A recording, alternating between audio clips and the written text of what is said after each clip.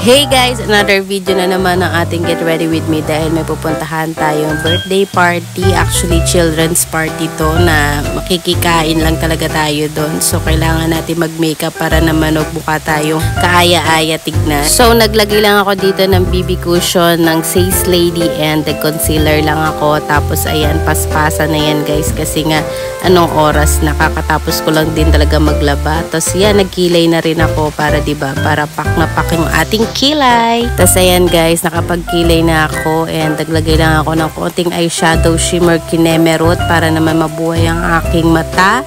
At pagkatapos ayan, naglagay tayo dyan ng wing eyeliner and kineme ulit. Ayan yung mga shine syempre. And then nag-blush on na ang inyong tita. O, pak, ganon. Tita. Pak. O, diba? And syempre, naglagay tayo ng nose line. Magmukhang matangos ang ating ilong. Tapos nyan, maglalagay na tayo ng lipstick by Maybelline. Maybelline, shout out naman dyan. Liquid lipstick to guys ng Maybelline. Kaya para panlaban sa kainan. Para kahit kumakain, nandiyan pa rin yung kulay. And then, nag-lip gloss si ate mo girl. Ayan, lagyan natin ng mantika ang ating labi. Pagkatapos ko mag-lipstick, nagpatuyo na ako ng buhok using this hair blower. Alam nyo, sa totoo lang, hinihintay ko talaga yung Dyson na mag-email sa akin eh. Dyson, baka naman. Nakalimutan ko nga pala dito maglagay ng hair oil. Kaya naman, ayan, maglalagay muna tayo ng hair oil.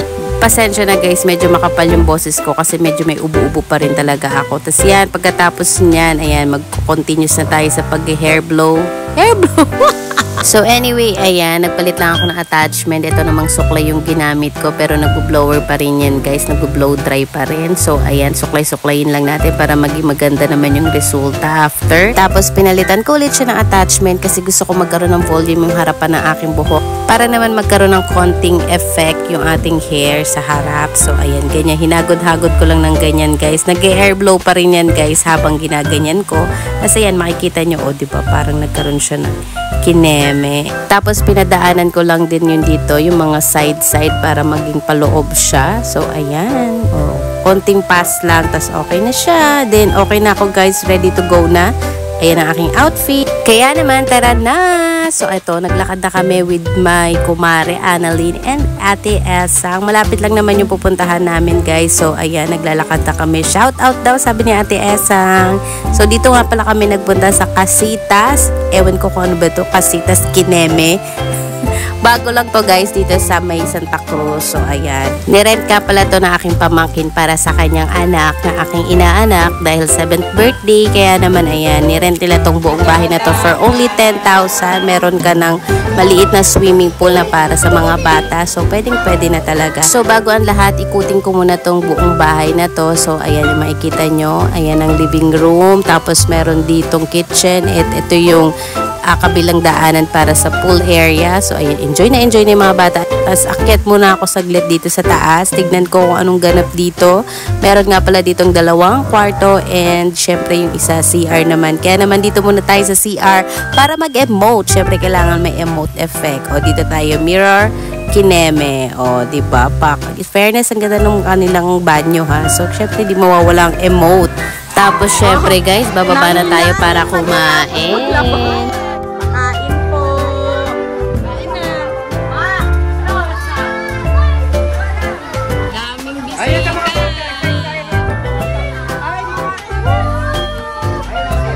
Kita naman guys sa pagkain ko, nagutom talaga ako.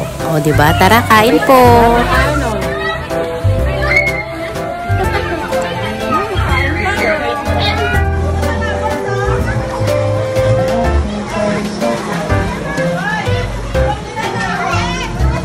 O diba, super sulit na para sa kids party, parang pa-pool effect. Ayan nga pala yung inaanak ko guys, si Iris Maxine. Hi ate, happy birthday! 7th birthday niya today, kaya ito yung naisipan nila na magpa-pool party para sa mga kids. Hi! Happy birthday, te!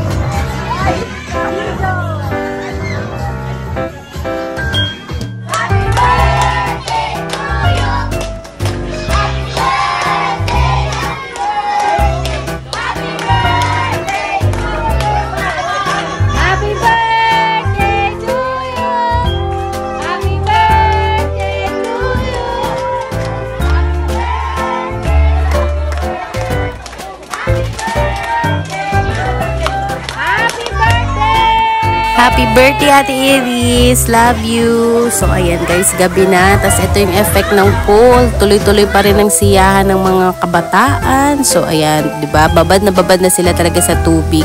Pero, okay lang yan dahil para sa kanila talaga yan. Tuloy-tuloy lang ang kasiyahan para naman ma-enjoy at masulit ang renta dito. Kaya naman dito naman kami sa loob para magkantahan.